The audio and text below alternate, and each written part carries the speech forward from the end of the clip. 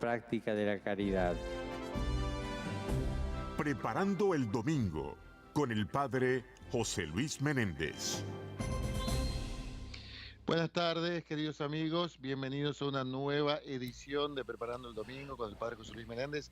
Yo soy el padre Roberto Cid, que los saluda a todos los que nos escuchan a través de las ondas radiales de Radio Paz, la emisora de la Arquidiócesis de Miami, a través de todas las plataformas de Radio Paz, las aplicaciones para teléfonos celulares, dispositivos móviles, y también a los que nos escuchan a través de las emisoras afiliadas de WTN, Radio Católica Mundial, la onda corta de Radio Católica Mundial. Padre José Luis, ¿cómo le va? Buenas tardes, padre Roberto. Buenas tardes a todos los que nos están escuchando.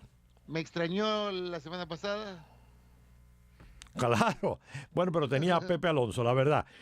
Sí te echa de menos a ti como persona, pero de verdad el interlocutor que tuve fue muy bueno. Me dijeron, varias personas me hicieron el comentario. Sí, porque yo estuve pasando un fin de semana con mi familia en la República Oriental del Uruguay, en la ciudad de Colonia, aquí del otro lado del Río de la Plata. Y hoy estoy aquí en Buenos Aires, ya se me acaban las vacaciones, termino el programa y ya me voy para el aeropuerto, y si Dios quiere mañana a la mañana estoy de vuelta en Miami. Bueno, qué pena, mire para eso. Yo no lo siento por usted me alegro que vuelva, que ya es hora que vuelva, sino por su mamá, que la deja allí. Así que le da un beso y le dice que no se preocupe, que venga para acá, para Miami, que esté con ¿Cómo no? Así lo haré, así lo haré. Padre, bueno, le quería comentar y en esta semana, en esta primera parte del programa, me parece que es obvio el caso del padre Jacques Hamel ahí en Francia, ¿no? Que lo degollaron mientras estaba celebrando misa. Leí la crónica, le comento, seguramente usted lo leyó también, pero leí la crónica que salió en varios portales católicos e inclusive en diarios seculares franceses. Tenía 85 años el padre, y varias veces había comentado, entre la gente que lo conocía, que él, su mayor anhelo era seguir celebrando los sacramentos, viviendo su sacerdocio hasta su último aliento, ¿no? Y yo lo que pensaba, y lo comentaba en la columna del Boletín Parroquial de San Patricio, que más allá de lo barbárico, lunático, odioso, repugnante del crimen, si uno lo mira con una mirada sobrenatural, el Señor le concedió el anhelo, y más aún, se convirtió él mismo en sacrificio de alabanza mientras celebraba el sacrificio de alabanza supremo, que es la misa. No sé qué le parece, padre. Sí, y además acaba siendo el testigo por excelencia. Sí, el sacerdote, como cualquier cristiano, tiene que ser testigo. Mártir significa testigo, es el que da el testimonio último, su vida. La pena es que ¿cómo se llama esto? Que aquellos que vieron a él morir no fueron capaces de ver el testimonio que estaba dando de su fe, y tal vez les haría pensar que esa forma de vivir la fe de ellos era una forma equivocada. No es que diferentes iglesias o diferentes religiones tengan su forma. La violencia es la que no es aceptable por ninguna forma de cómo poder entender a un Dios tan cruel que mande matar gente inocente. Y más gente que, si tú me dijeras, bueno, era una gente que estaba haciendo algún mal. No, era una gente que estaba dando gloria a su Dios, que no es otro que el mismo, porque musulmanes, cristianos y judíos somos tres ramas de un mismo tronco, y ese tronco se llama Abraham, nuestro padre en la fe. Así que, qué cosa más triste. Pero bueno, ¿qué vamos a esperar que hagan con nosotros si ellos mismos, entre chií y sunitas, se andan matando? Ese extremismo, y eso es lo malo, el extremismo siempre es una enfermedad, y es una enfermedad que ataca a cualquier religión, a cualquiera de ellas, ya puede ser la pequeña iglesita que está en la calle, como a esta iglesia que está más arriba, o a cualquiera. Y por desgracia, este hombre tiene que ser víctima de estas personas. Ojalá que ahora que en Francia, ¿te acuerdas cuando pasó aquello de la revista? ¿Cómo se llamaba la revista? Charlie Hebdo. Charlie. Y decía, nosotros todos somos Charlie. Bueno, ahora nosotros somos todos Nisa, ¿ok? Bueno, ahora todos nosotros somos el padre este. O sea, si ellos se solidarizan con aquellas víctimas inocentes, que no eran tan inocentes, porque al fin y al cabo habían hecho algo en contra de Mahoma.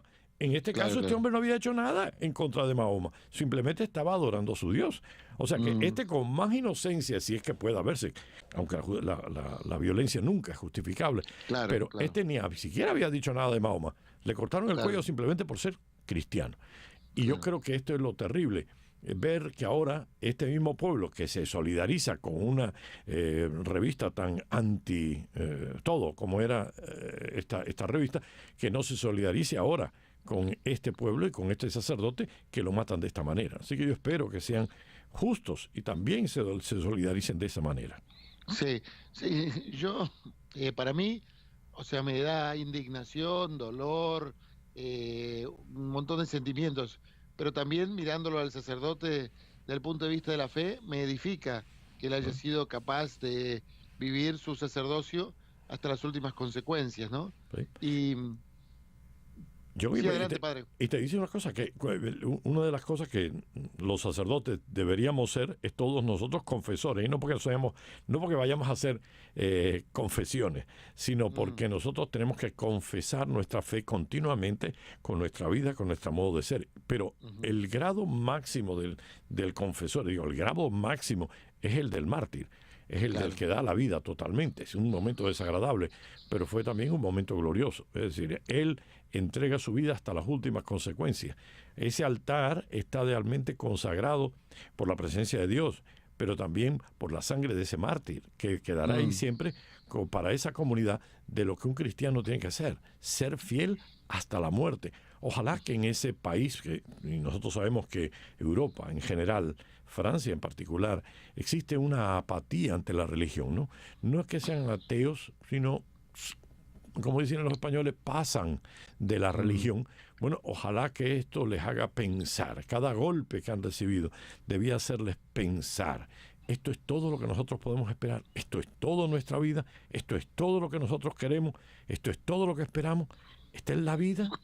Ese culto al poder, al tener y al placer de nuestro mundo materialista que nos rodea, pues se pone en crisis cada vez que pasa algo de esto. Debería ponerse en crisis para darnos cuenta que la vida no es esto. La vida o es más allá o esta vida no tiene ningún sentido. Tal cual, tal cual. Y vinculado con esto, así como el sacerdote me edifica, después leía la crónica, padre, vio las edades de los chicos, de los ¿Sí? niños que cometieron eso. Uno 19 y el otro 16. ¿Sí? Realmente, Sí, qué cosa.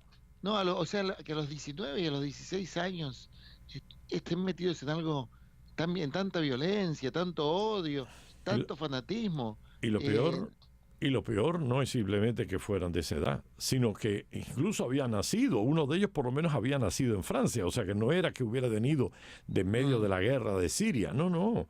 Él era uno de los que habían vivido con todos los beneficios de la sociedad materialista y capitalista que nosotros tenemos, ¿no? Tenía todo. Ujú, Y sin embargo, fue a buscar en esa ideología absurda y autodestructora precisamente una razón para vivir. Yo creo que a nosotros se nos olvida, y yo siempre lo recuerdo y siempre que lo digo, siempre me acuerdo de una experiencia que yo tuve cuando yo estaba en la pastoral juvenil, hace muchos años. Hubo una epidemia de suicidio juvenil y sacaron un programa, hicieron un estudio, y el programa, me acuerdo, se llamaba Dame una razón para vivir. Y yo creo que esto es lo que se nos olvida. A estos muchachos de hoy día les damos una formación, no una formación, le enseñamos cosas, le enseñamos tecnología, le enseñamos formas de evasión, le enseñamos el placer, le enseñamos el poder, le enseñamos el tener, pero no le damos nunca una razón para vivir. Y como no le damos una razón para vivir, pues encuentran siempre una razón para morir. En estas organizaciones, a través de esa computadora que el mundo desarrollado le ha dado, pues descubre formas de dar un sentido a su vida, de una manera negativa, claro, de una manera mala, claro, pero le da sentido. Ahora ellos pueden morir por una causa que saben que nada más quisieron matar a un sacerdote de 85 años, de que mataron o hirieron a una otra persona que estaba en aquella misa y los dios dieron su vida. ¿Por qué? Qué pena que no lo hubieran dado como el padre Damián de Molokai. Qué pena que no lo hubieran dado como la madre Teresa de Calcuta. Qué malo que no lo hubieran dado como tanta gente que en su vida la han ofrecido por el bien de los demás, para ayudar a los demás, no para destruir a los demás. Pero tal vez la culpa no es de ellos. La culpa es de la sociedad capaz de engendrar este tipo de personas. ¿Qué nos ha pasado? Hemos quitado a Dios de todo y ahora queremos que la gente salga bien. Pues si algo sabemos es que cuando dejamos a Dios, dejamos a Jesús como camino, verdad y vida. Y si estos muchachos no tienen camino, hay alguien que les dirá el camino. Estos ayatolas o estos locos que pueden estar en la guerra de Siria, si no encuentran camino, van a encontrar otra verdad, que es gran falsedad. Y cuando lleguen entonces, se darán cuenta que no hay vida. Porque Dios es un Dios de amor. Dios es un Dios de verdad. Dios es un Dios de vida, no de muerte ni de mentira. Algo que a mí me gusta de vez en cuando es cuando leo algún libro de estos que salen de lo que los americanos llaman Near Death Experience, la experiencia cercana a la muerte. Es decir, cuando uno dice que murió y volvió otra vez a la vida, ¿qué experimentó? Y hay un porcentaje de estas personas que experimentan algo. Y me acuerdo de haber leído un libro que decían que lo que el hombre que lo había experimentado era un Dios que era infinitamente amor. Pues yo me pregunto, cuando me encuentro un hombre capaz de ser infinitamente odio, ¿cuál será la reacción? Cuando veo un Dios que busca el bien y me encuentro a alguien que ha hecho un mal, que su ideología es hacer daño a cualquiera, ya sea el ser más inocente del mundo. Si no piensa como yo, si no son de los míos, hay que exterminarlo. ¿Qué es lo que Dios tiene que decirle a esta persona? Es decir, hijo mío, te inmolaste por algo que no era. Mira, yo pienso que el Señor a lo mejor lo pondrá y le dirá, mira, tu vida iba a ser así. Ibas a tener esto, ibas a poder disfrutar, ibas a poder colaborar conmigo en esto, en esto, en esto. Pero has caído en una gran mentira, te han enredado lazos de muerte. Y mira lo que has hecho. No solamente has producido dolor, además te has producido tu propia muerte. La posibilidad de haberte desarrollado, de haber sido, acaba de ser truncada. Te dejaste engañar. Y yo te voy a decir una cosa, si malo es para estos muchachos encontrarse con Dios, el Dios del amor, el Dios de la vida, va a ser aquellos que instigaron a otros a hacerlo. ¿Qué serán? Porque a mí me preocupa eso. ¿Qué será de esta persona que movilizó a tanta gente a hacer las cosas que hizo?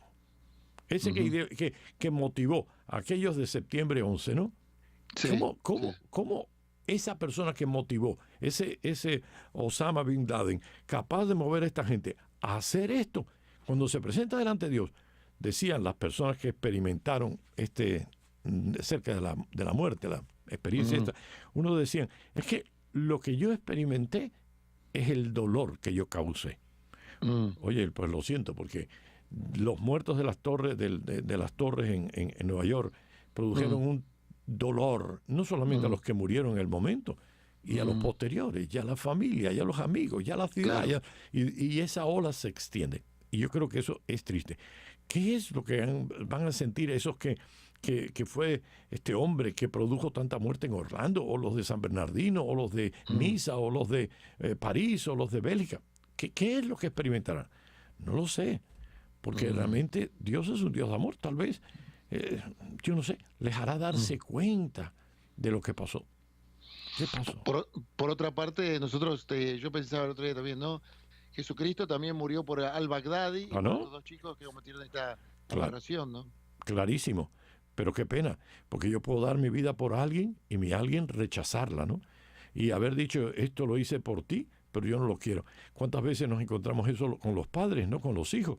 Pero hijo, yo me he sacrificado para darte a ti una carrera y tú no quieres saber nada de eso, la estás perdiendo estúpidamente en la droga. Te he dado la vida para que tú la disfrutes. ¿Qué es lo que más quiere un padre? Sino que el hijo sea feliz. Y de pronto hace todo lo posible para que su hijo sea feliz. Pero su hijo, en vez de utilizar lo que el padre ha hecho por él, lo derrocha, lo tira a la basura. Y entonces el padre dice, bueno, yo hoy te di todo lo que yo pude, tú fuiste el que no quisiste aceptarlo. Yo puedo entender, te voy a ser sincero, un loco, una persona que en un momento dado se vuelva loco y al volverse loco es capaz de hacer cualquier barbaridad. Eso lo podemos entender. Porque uno si no podemos entender lo que pasa en nuestra mente, cuánto más entender lo que pasa en otra mente. Y podemos entender que alguien puede cometer locuras, pero esta locura premeditada de que en nombre de Dios y para mayor gloria de Dios voy a matar inocentes y con ello muero yo, eso yo no lo puedo entender, la verdad. Sí, sí, sí, sí. Y la otra cosa que se me ocurría mirando la crónica en televisión, seguramente usted también la habrá visto como yo, se me ocurría, pensaba en relación al tema del terrorismo, que lo complicado que es, porque según las crónicas en la televisión, a uno de los muchachos estos ya lo tenían identificado, le habían puesto una pulsera de esas electrónicas para monitorearlo porque andaba en cosas raras y sin embargo no lo pudieron controlar. Y la otra cosa que pensaba, padre, qué mal que estamos como sociedad, ¿no? Porque a mí por lo menos me chocaba mucho. Vio que todos los policías que aparecían en televisión con camperas que decían BRI, no sé qué, no sé cuánto, estaban todos enmascarados.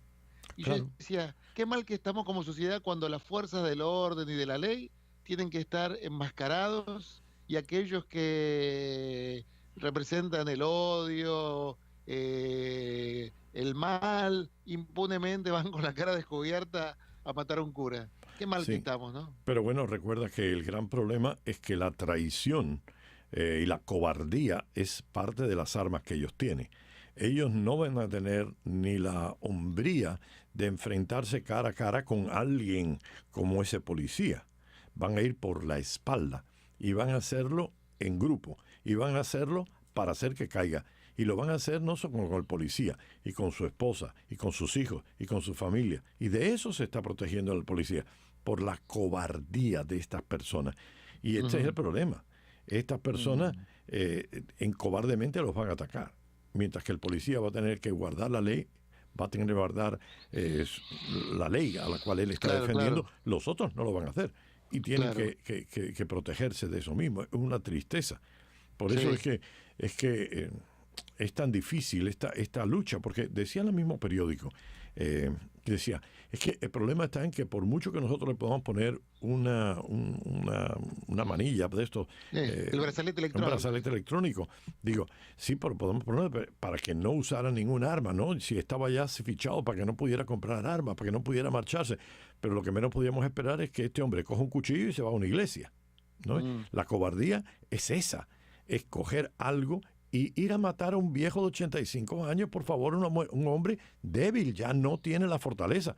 Ah, pero si hubieran ido con aquel policía de 30 años, a lo mejor le hubiera dado una paliza y el que hubiera salido mal era él, el que iba a Claro. intentarlo, no el policía. Pero ¿con quién se atreven? Se atreven en la cobardía de la multitud, de la bomba que explota y mata a gente inocente. Se mete contra este tipo de personas.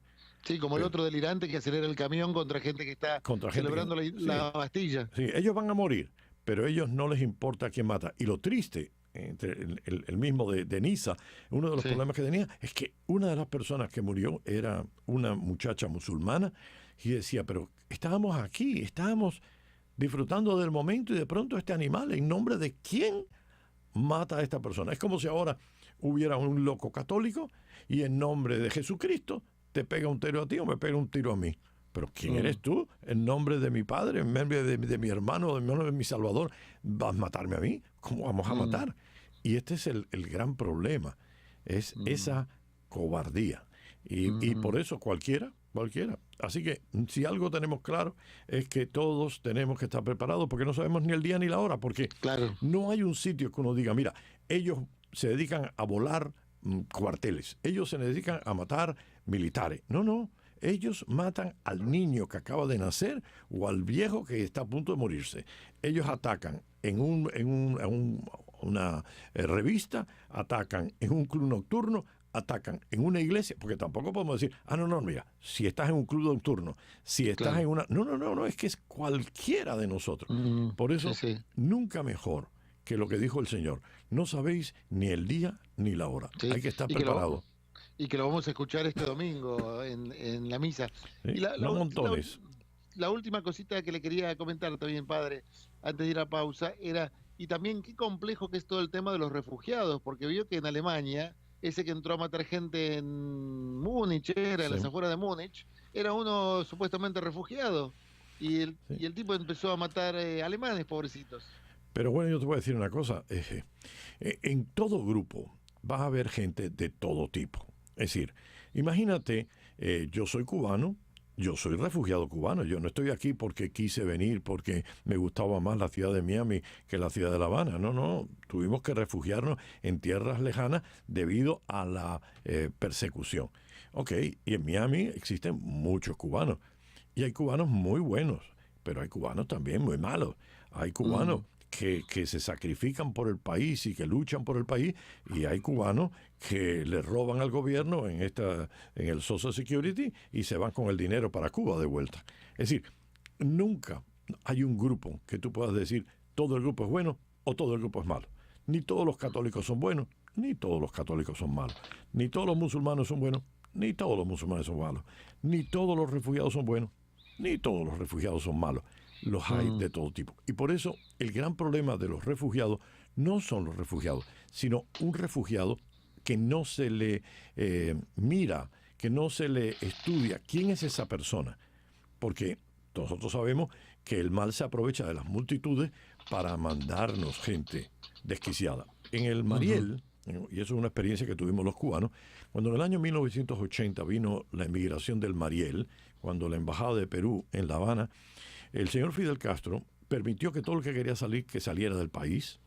Y entonces muchos en Miami fueron con sus barcos al Mariel, aquel puerto, recogía a sus familiares para venirlo. Pero el gobierno dijo, no, no, no, no es así. Yo les voy a meter en estos barcos que van a sacar ustedes a sus familiares, les voy a meter los locos del manicomio, los presos de las cárceles. Y entonces metió en esa gran emigración de 135.000 personas que buscaban libertad, metió 5.000 entre locos y criminales Delincuentes. y delincuentes. Y entonces, cuando esto llegó a Miami y de pronto la gente buena se puso a trabajar, también los otros se pusieron a delinquir o los locos empezaron a hacer cosas raras. Y entonces, ¿qué es lo que la imagen que lo que quería el señor Fidel Castro conseguir y consiguió en mucha gente? ¡Wow! Estos cubanos no son de Claro. tomarse, hay que tener mucho cuidado con los cubanos, que los cubanos son muy malos. No, no, Mm. no, no, espera, es que 5.000 en una ciudad, claro, llama mucho la atención. Pero ¿y dónde están los otros 125.000 personas decentes que lo único que hicieron fue buscar libertad para poder sobrevivir? Pues esto es lo mismo que pasa. El problema de la inmigración es que tiene que ser ordenada, porque un problema que tenemos es que en esa multitud el mismo régimen malo de este ISIS puede meterte gente para poder hacer actos vandálicos en Europa. O también puede venir mucha gente trastocada, porque hay que reconocer, señores, si ustedes viven en una guerra donde los bombardean continuamente, donde ven morir a sus familiares, amigos, donde ven, oiga, uno se traumatiza, uno se vuelve loco. Y entonces hay Mm, que darse cuenta de que muchas veces este muchacho le habían negado 2 veces ya la entrada, tenía que haber sido deportado, creo que era a Rumanía, y ujú. de pronto no lo habían hecho, el hombre estaba trastocado. Yo no creo que eso fuera de ISIS ni de nada, simplemente fue un loco que quiso acabar con todo, incluso con su vida. Mm, Y es triste porque vemos en esta realidad que sí, van a pagar justo por pecadores. Los gobiernos de ultraderecha, los gobiernos nacionalistas, los partidos nacionalistas de Europa, como Marie Le Pen en París, como el Frente el Frente Nacional. Nacional Francés, y automáticamente se acogen a eso para decir, ¿ves? Por eso es que no podemos atenderlo. Tenemos que Mm, poner fronteras. Se parece un poquito ahora a Estados Unidos, ¿no? Cuando hay, ¿cómo se llama esto? Candidatos que buscan poner fronteras, ¿no? Paredes. Queremos mm, paredes. No es muy diferente a lo que el Frente Francés quiere hacer, o los ingleses, ese grupo que se ha separado del resto de Europa. el Brexit. El Brexit. ¿Por qué? Porque no quieren la emigración. Tienen miedo a la Mm, emigración. Pero es mm, porque no ven la emigración en sus frutos, sino en sus peligros. Y hay que mm, darnos cuenta de que, señores, hay que darse cuenta de que lo que tenemos no es solo para nosotros. pero tampoco tenemos que ser tan bobos como para dejar entrar a cualquiera que pueda hacernos daño. Sí, pero con condiciones. Yo creo que eso es lo que todo el mundo podría entender. Siria hay mucha gente muy bien preparada. Hay médicos, hay técnicos, hay gente que pudiera enriquecer nuestra sociedad. Pero también puede estar contaminada de otra mucha gente que es peligrosa. Por eso, emigración sí, pero controlada. Claro. Bueno, padre, le propongo que vayamos a la pausa y cuando volvemos de la pausa comentamos el Evangelio de este domingo, del domingo 18º del tiempo ordinario, que por lo menos en lo que a mí me parece tiene mucho que ver con lo que vimos con este padre Jacques Hamel ahí de Saint-Étienne, cerca de la diócesis de Rouen en Francia. ¿Le parece? ¿Cómo no? Vamos a la pausa entonces. Ya regresamos, preparando el domingo.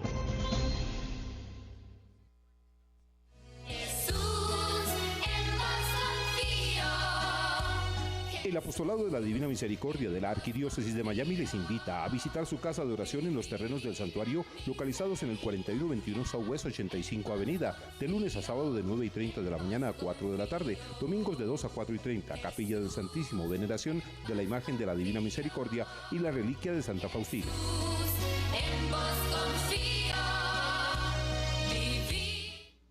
La comunidad Siervos de Cristo Vivo de la Arquidiócesis de Miami le invita a la misa en conmemoración de la vida del padre Emiliano Tardif. Señor Jesús, tú eres el buen pastor y tú has dicho, vengan a mí todos los que están cansados y cargados. Los días 8 de cada mes a las 7 de la noche, seguido de la adoración a Jesús sacramentado.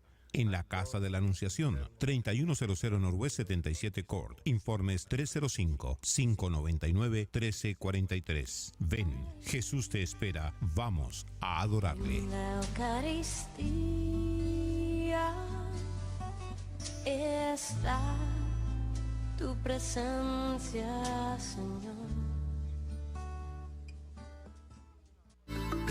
Si busca empleo, llame al 786-363-6325. La línea de empleo de Radio Paz 786-363-6325 llega a ustedes por cortesía de Sedano Supermarket. San Vicente de Paúl los invita a escucharnos cada domingo de 3:30 a 4:30 de la tarde. Si tiene alguna necesidad, nos puede llamar durante la semana de lunes a viernes de 8 de la mañana a 4 de la tarde al 305-635-9585. 305-635-9585. Territorio centroamericano. Hola amigos y amigas, les habla Mario de León para invitarlos a escuchar Territorio Centroamericano sábados 4:30 a 5:30 de la tarde en esta su emisora Radio Paz 8:30 AM, sábados de 4:30 a 5:30 de la tarde. Territorio centroamericano.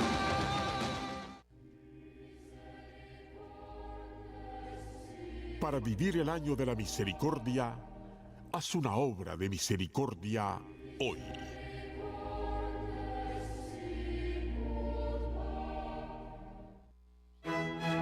Si usted es un oyente que valora la labor de Radio Paz al servicio del Evangelio, considere el hacernos parte de su última voluntad, garantizando así que las generaciones futuras reciban, gracias a usted, el anuncio de la buena noticia. Para más información, póngase en contacto con la oficina de Radio Paz o la oficina de donaciones planificadas llamando al 305-762-1110 para más información.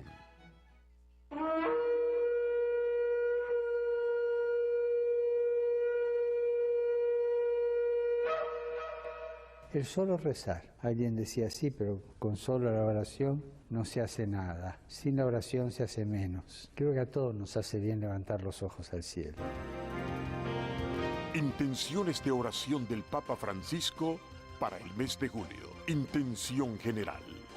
Para que sean respetados los pueblos indígenas amenazados en su identidad y hasta en su misma existencia.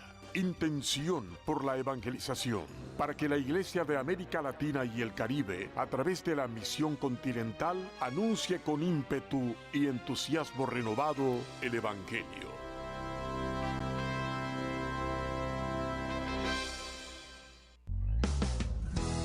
Es la estación,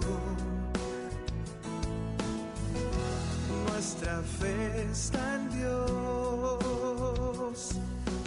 Radio Paz, siempre contigo.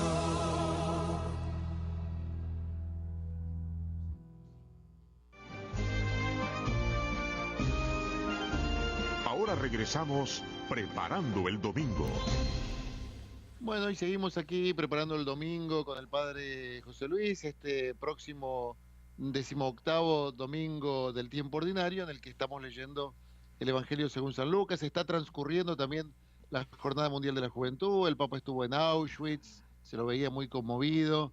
Pero bueno, padre, le propongo, ¿qué le parece si escuchamos el texto del Evangelio que se va a escuchar en todas las parroquias del mundo, incluyendo en esa parroquia en Saint-Étienne, donde ocurrió ese hecho tan barbárico? ¿Qué le parece? Cómo no, adelante.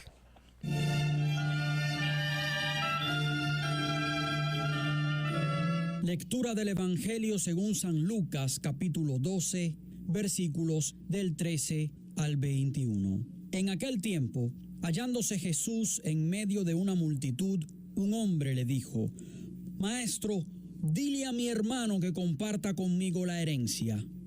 Pero Jesús le contestó: Amigo, ¿quién me ha puesto como juez en la distribución de herencias? Y dirigiéndose a la multitud, dijo: Eviten toda clase de avaricia, porque la vida del hombre no depende de la abundancia de los bienes que posea. Después les propuso esta parábola. Un hombre rico obtuvo una gran cosecha y se puso a pensar: ¿qué haré? Porque no tengo ya en dónde almacenar la cosecha. Ya sé lo que voy a hacer. Derribaré mis graneros y construiré otros más grandes para guardar ahí mi cosecha y todo lo que tengo.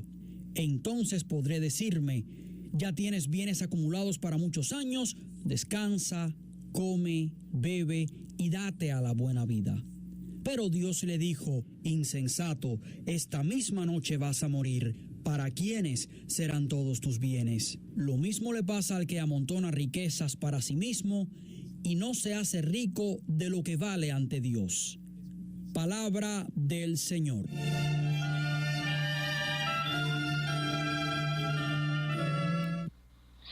Bueno, padre, somos todos oídos. Me parece muy a propósito de lo que estábamos comentando en la primera parte del programa. Bueno, vamos a ver lo que nos dice. Y la primera cosa que ocurre aquí es que vemos que Jesús está hablando de cómo el Señor cuida, de cómo el Señor protege a sus hijos, bla, bla, bla. Y en uno de esos momentos aparece alguien en el público que le dice: Maestro, dile a mi hermano que reparta conmigo su herencia. Bueno, esto a nosotros nos puede extrañar, pero era una cosa muy corriente que existía en aquella época, era que los rabinos servían de árbitros en las disputas de una herencia. Normalmente la herencia era de esta manera. Un padre muere y esa herencia los hijos se la van a dividir de esta manera. El doble de la porción, imagínate que son dos hermanos, el doble si la divides una parte es para el hijo menor, dos partes es para el hijo mayor. Así que esa es la proporción en que se dividía. O si el hijo el padre no tenía hijos, entonces iban para las hijas. Si el hombre que muere no tenía hijas, iba para el padre. Si el padre todavía ya estaba muerto, iba para el hermano del padre. Y si no existía ya familia a ese nivel, iba para el más cercano en el clan. Eso era la forma que había de distribución. Pero bueno, donde hay dos personas, vas a tener en cuenta que no importa la ley, porque estamos en este país y tú sabes perfectamente que cuando miras un contrato, lo más importante no es lo que está en las letras grandes, sino lo que está en las letras pequeñas. Ya habrá un abogado que le hará decir al texto que tú tienes lo que a ti te convenga. Por eso, depende de qué buen abogado tú tengas, a lo mejor sales bien en este caso o no. Es decir, que por tanto, aunque la ley estaba, siempre existía la avaricia, siempre existía la codicia, siempre existía la capacidad de darle una puñalada al hermano. Gesto que es tan actual, porque no pasó hace 2000 años, está pasando actualmente. Y vemos continuamente familias que cuando el padre o la madre mueren y tienen que heredar, la gente se mata, la gente se pega por una banqueta, ya se pegan, por un cubierto, ya se pegan. Es decir, qué triste es pensar que las cosas materiales puedan dividir a alguien que ha nacido del mismo tronco. Pero bueno, esto es lo que ha pasado. Y ante estos problemas y ante estas dificultades, el rabino era el que hacía la división. Pero Jesús les contesta, pero hombre, ¿quién me ha nombrado a mí a juez o árbitro entre ustedes? Es decir, yo que he venido a unir, ustedes quieren que yo separe. Ustedes me han puesto a mí a ese nivel de dividir cuando yo he venido a unir. Y es verdad, si algo nos vemos es que el egoísmo es todo lo opuesto al amor. Si alguien no era egoísta, es Jesús, que era puro amor, es decir, pura entrega. Entonces, es el que era entrega y ha venido a que aprendamos cada uno de nosotros a entregarnos al otro. Resulta que alguien lo puede decir para que sirva como división. A continuación, Jesús le dice, cuidado, guárdense de toda codicia, que donde uno anda sobrado, la vida no depende de los bienes. Pero fíjate, aquí Lucas habla de la palabra codicia y es la misma palabra que usa Pablo cuando se dedica a la codicia. Y a la codicia la pone entendida en ese símbolo de idolátrico. Es decir, la codicia como idolatría. Bueno, cuando uno oye siempre la palabra idolatría, siempre inmediatamente piensa en un dios. Bueno, pero es que hay mucha gente que hace del dinero, de las riquezas, una idolatría, porque consiste la idolatría en poner nuestra confianza, nuestra entrega a algo o a alguien que no es Dios. En este caso es dar nuestra vida y nuestra entrega a alguien que no es Dios. ¿Y cuál es el problema? Lo que está aquí desenmascarando Jesús es que la codicia, cuando se convierte en idolatría, pone la confianza y la seguridad de la vida en el dinero que tú tengas. Es decir, es como si yo pudiera tener seguridad en la vida, como si yo pudiera de alguna manera controlar la vida, como si yo pudiera de alguna manera hacer que pudiera extender mi vida por los bienes que nosotros tenemos. Es algo que hace que uno se olvide de Dios para entonces poner su confianza en ese dinero. Es olvidarme de que yo soy hermano del que está al lado mío. Me subo a mi torre de marfil, me siento superior por el dinero que tengo, me siento que no necesito ya pedirle nada a Dios, me siento que yo estoy por arriba de cualquier cosa, yo tengo que defender lo que yo tengo y yo tengo que separarme de los demás. Es decir, nos vamos envolviendo en una falsa seguridad. ¿Cuántas veces uno lo ve, no? Cree que por tener dinero uno va a asegurarse la salud. La salud no la asegura el dinero. Hombre, la salud te puede asegurar el que tengas un buen médico, pero 10 de última no te asegura la vida. Claro. No te asegura que te va a dar un infarto y te vas a morir. Claro, te asegura que alguien vaya por la calle y te vaya a dar un golpe a alguien, un carro, un loco, un borracho y te mate. No te asegura que tu familia va a ser feliz. No te asegura. Pero nos hacemos la idea que si nosotros tenemos, vamos a ser felices. Que si nosotros tenemos, vamos a ser saludables, que si nosotros tenemos, vamos a tener una larga vida, que si nosotros, es decir, como si fuera un talismán que nos asegura a nosotros estas seguridades que estamos buscando. Una de las cosas que tú ves, esa idolatría, la vemos a la hora de encontrar un trabajo, ¿no? Fíjate que yo me acuerdo cuando era un muchacho en España, existía en el bachillerato, en lo que hoy sería high school, aquí, existían dos caminos. Estaba, yo no sé si en Argentina lo tenía, el bachillerato de letras o el bachillerato de ciencias. ¿no? Sí, sí, en Argentina en mi época estaba el comercial, el industrial, el bachiller nacional, sí, que era más humanístico. Por eso era uno en el cual se estudiaba matemáticas, químicas, ciencias. En el otro se estudiaba griego, latín, filosofía, cualquier otra cosa. Y entonces la gente, cuando iba a dar el paso a decir qué carrera tú quieres estudiar, no se preguntaban cuál es tu vocación, qué es lo que a ti te gustaría hacer, qué tú crees que Dios te está llamando a hacer. No se buscaba en el fondo del alma cuál era la vocación, la llamada, qué era lo que a mí me hacía feliz, sino que se hablaba de qué era lo que más dinero a mí me daba. Oye, viejo, si coges letras, lo único que vas a hacer es, qué sé yo, maestro, vas a estar ama de llaves, vas a hacer un trabajo que tal vez no va a ser el que más te va a dar dinero, pero métete en matemáticas, métete en ciencias, wow, ahí sí que hay dinero, métete en computadora, wow, ahí sí que hay dinero, métete en estas cosas, diríamos en la sociedad actual, y tú verás que hay esas carreras que producen dinero. ¿Y qué ocurre? Que entonces tú ves a esta persona que ha desarrollado su escuela, ha ido a estudiar y tiene un título de una carrera que no le gusta.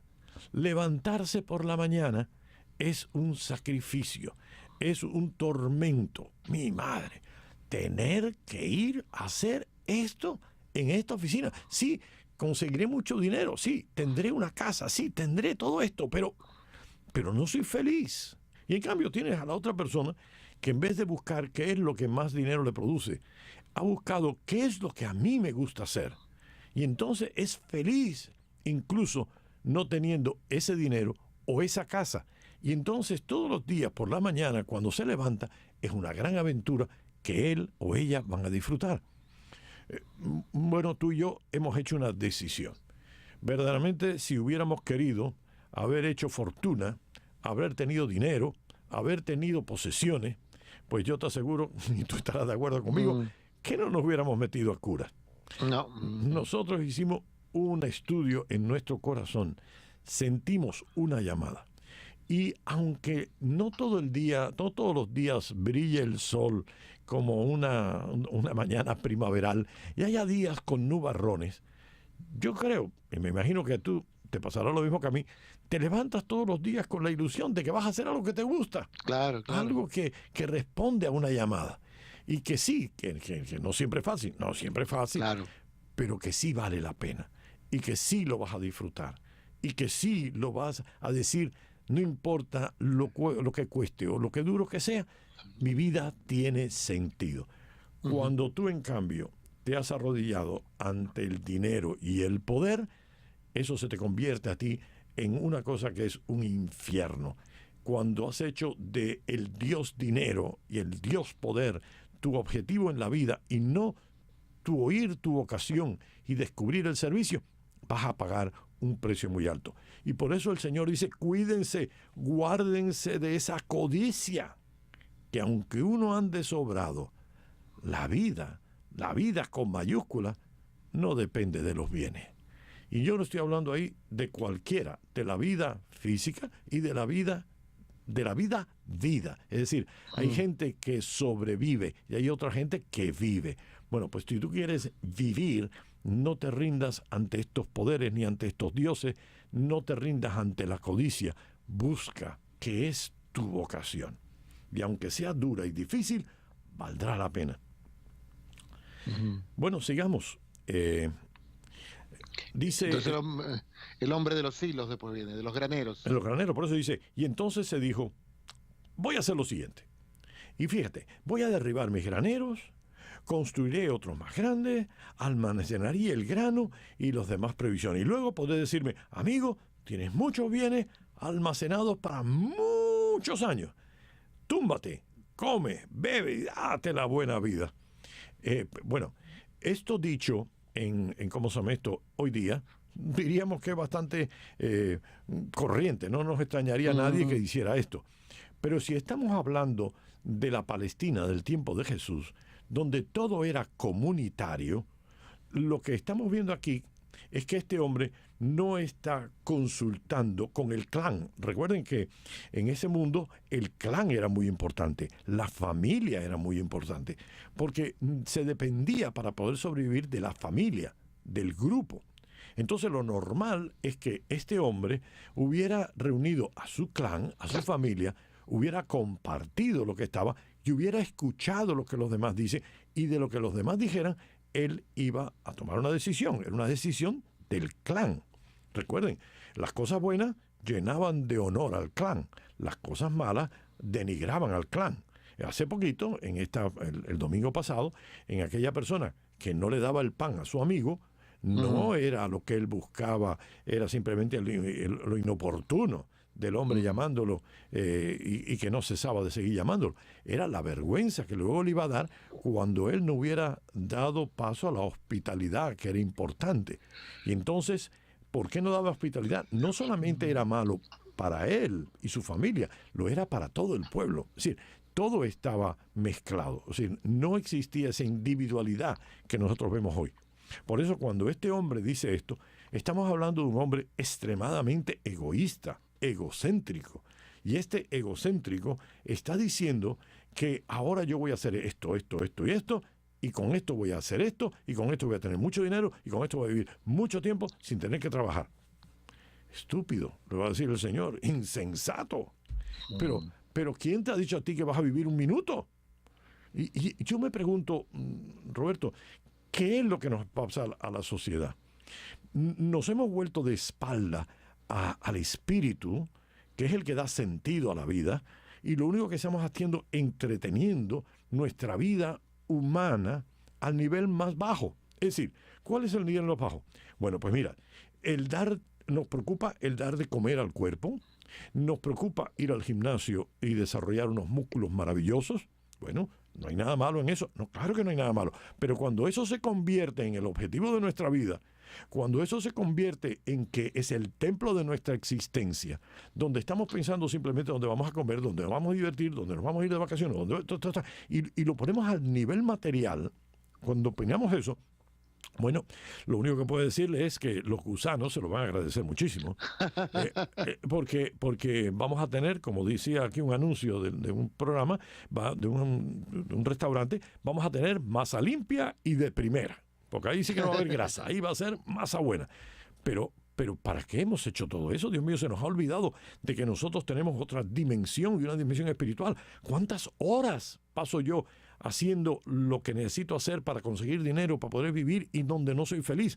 ¿Cuánto tiempo yo paso después en un gimnasio para mantener mis músculos a tono, cuando sé que mis músculos, por buenos y grandes que sean, llega un momento en que el corazón dice, hasta aquí llegué, ya no hay más? ¿Qué hay más allá? En ese mundo que nosotros tenemos, ese nivel que llamamos espíritu, ¿cómo es posible que le demos tanto tiempo a todo eso? ¿Por qué? Porque eso me va a dar una falsa seguridad de que yo voy a ser saludable el resto de mi vida. ¿Qué es lo que yo voy a hacer? Porque esto me va a dar dinero donde yo voy a tener lo suficiente para vivir una vida larga, llena de cosas que puedo disfrutar. No tengo asegurado nada. Y lo único que nos va a pasar es lo que me acuerdo, un cuento que oí y que se nos olvida muy a menudo.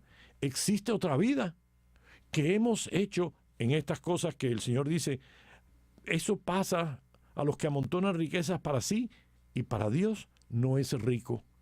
¿Qué es lo que has gastado toda tu vida? Lo que decía Ignacio Javier, ¿de qué te vale ganar todo el mundo si pierdes tu alma? ¿De qué te vale ganar y tener los músculos de Tarzán de los monos, o tener el palacio de Taj Mahal, o tener lo que a ti te dé la gana tener?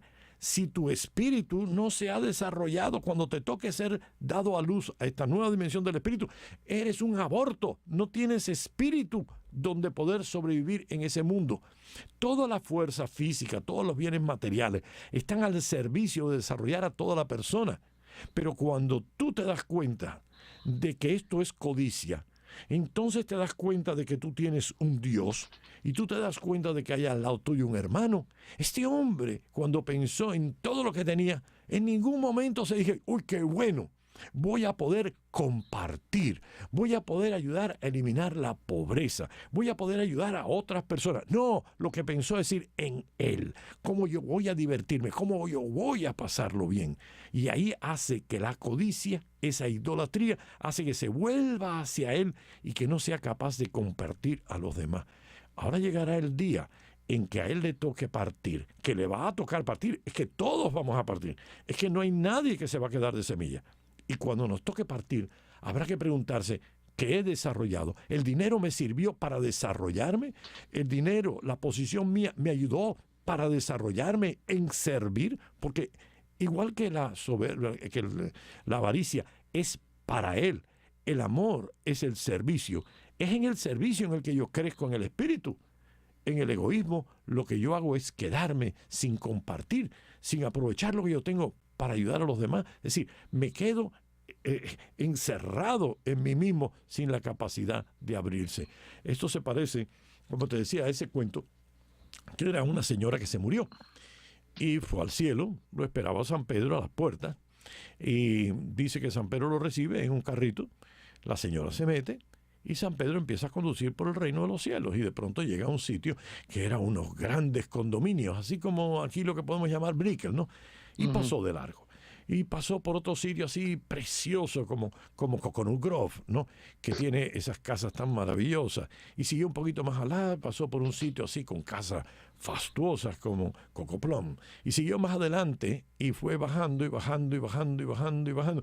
Y al final llegó a todo lo último del cielo y donde había unas cuantas chabolitas hechas con 2 laticas y 3 maderitas.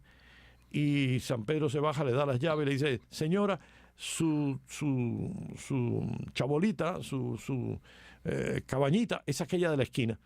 Y dice, ¿yo? Fulanita de tal y tal, que yo tuve muchas veces salidos en los periódicos. Yo era de la alta sociedad, yo era una persona muy conocida, yo era. Y San Pedro le dice, sí señora, pero con el dinero que me mandó para acá, esto es lo único que pude hacer.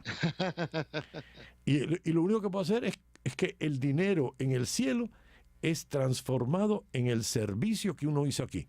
Lo que uno haya hecho aquí es lo que en el más allá el Señor considera como riqueza. Pero no se dan cuenta que el dinero se queda aquí, que lo va a heredar otro, que tal vez acabe como esta gente que estaban discutiendo entre los hermanos por el dinero. ¿De qué te ha servido todo ese dinero? Si aquí hay un viejo refrán que dice el muerto al hoyo y el vivo al pollo. Vamos, y ya te enterraron. ¿De qué te valió todo ese sacrificio si al final ese dinero ni te dio la vida eterna, ni siquiera mantuvo unida a tu familia? Y este es el gran problema. No es que el dinero sea bueno o sea malo. El dinero es de sí indiferente. Es cuando uno hace del dinero la codicia, la idolatría, es que el dinero se vuelve en contra. Te hace olvidar a Dios como Padre y depender de Él siempre. El depender del dinero es una falsa seguridad y te hace olvidar del hermano para encerrarte en ti mismo, en tu propio egoísmo. No. El Señor lo que nos dice es tengan mucho cuidado, porque ustedes pueden ser con mucha facilidad como esta persona y encerrarse en sí mismo, crearse una falsa seguridad y al final haber sido pobres ante los ojos de Dios y haber perdido la única oportunidad que nosotros tenemos como seres humanos de poder crecer en el espíritu. Yo digo siempre que la muerte, el más allá, el cielo o el infierno, es nada más que 2 cosas: amar o ser un egoísta. El infierno es el egoísmo personificado, ahí están los egoístas. Y en el cielo están las personas que han amado. Y yo lo comparo, el egoísta, a la persona que ha amado, con una botella a la cual se le ha quitado el corcho y ha ido derrozando ese líquido por su vida, de modo que ha ido vaciándose. Y el egoísta es aquel que ha mantenido el tapón metido en la botella y no ha sido capaz de derramarse para los demás. Cuando llegue el momento de la muerte y Dios nos lleve al reino de los cielos, Él va a meter esas 2 botellas, porque las 2 botellas son hijos suyos, en el amor infinito suyo. Los va a sumergir. Y cuando la sumerja, aquel que se vació se llenará de alegría. Aquel que fue tan egoísta, que se mantuvo cerrado y no fue capaz de compartir, no podrá llenarse. No porque Dios no quiera llenarlo, no es porque Dios no quiera darle, es simplemente que él nunca aprendió a abrir, y como no aprendió a abrir, está tan lleno de sí mismo que no es capaz de poder recibir el amor de Dios. Y este es el gran problema, el gran peligro, la gran tentación. Utilicemos del dinero, gloria a Dios, para el bien. Aprovechémoslo para amar, aprovechémoslo para dar. Ojalá que el Señor me diera a mí $1,000 millones. Hoy yo tendría dónde gastarlo, no se preocupen. Pero no para mí. ¿Para qué lo quiero? Si algo de lo que nosotros estamos seguros, todos los que ya tenemos edad, todos los que vamos teniendo edad, padre Roberto, no usted que es un muchachito todavía, pero todos los que vamos siendo viejos, una de las cosas que nos damos cuenta es que no necesitamos nada. Tal cual. No necesitamos. Llega un momento que uno dice, ¿usted quiere algo? Digo, no, ¿qué quiero? Reza por mí. Ay, eso es muy espiritual. No, es que eso es lo único que vale la pena. Eso es lo único. Lo demás sobra. Lo demás no importa. Lo demás pasa. Y cuando me vaya, no voy a poder llevar nada. Así que solo lo que hay en tu corazón es lo único que importa. No es las joyas que tú tengas, la casa que tú tengas, el carro que tú tengas. Es lo que tú te hayas podido dar. No seamos como este hombre que solo pensó en sí mismo. Seamos como hijos de Dios, que no pensó en él, sino pensó en nosotros y nos entregó a su único hijo para que fuéramos felices. Si somos capaces de hacer eso, en la medida que nos demos, en la medida recibiremos. Porque en esa medida que nos demos, seremos ricos para Dios. Bueno, padre, muchísimas gracias. Se nos acabó el tiempo, ¿no? Pero muchísimas gracias por ayudarnos en esta reflexión, que también, pienso, nos habla de la fragilidad de la vida, ¿no? Pero lamentablemente se nos acabó el tiempo y no podemos seguir. Si Dios quiere, el viernes que viene nos reencontramos y yo ya voy a estar ahí en el estudio junto a usted, padre. Perfecto, cómo no. Que Dios te bendiga. Un abrazo fuerte. Disfrútalo y saludos a tu mamá. Cómo no, gracias, padre. Y nos vemos si Dios quiere, nos reencontramos si Dios quiere la semana que viene para seguir preparando el domingo. Cómo no, que Dios les bendiga.